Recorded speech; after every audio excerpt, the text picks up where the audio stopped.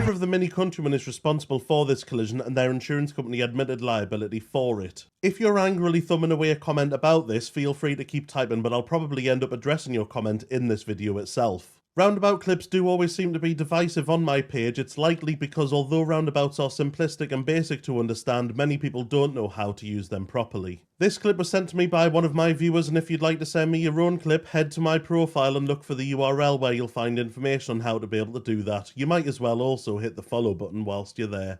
So my viewer was on the roundabout. There's a Freelander coming in the opposite direction which turns across and turns right correctly in front of my viewer, which give way to them. My viewer then proceeds across the roundabout but collides with the Mini Countryman that had failed to give way to the camera car.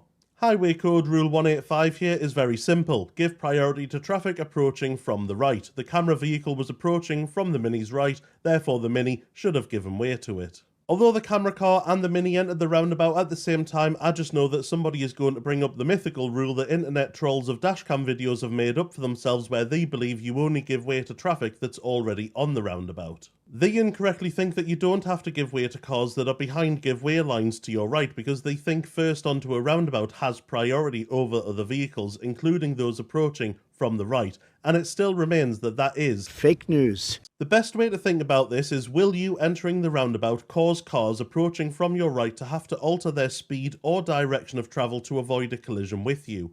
If the answer to that is yes, then you shouldn't have entered the roundabout and you should have given way to the car on your right. And that also includes if you can't see the camera car because of the Freelander. If you can't see, don't go. What they're misinterpreting is the third bullet point of Rule 185, which says watch out for all other road users already on the roundabout and be aware that they may not be signalling correctly or at all.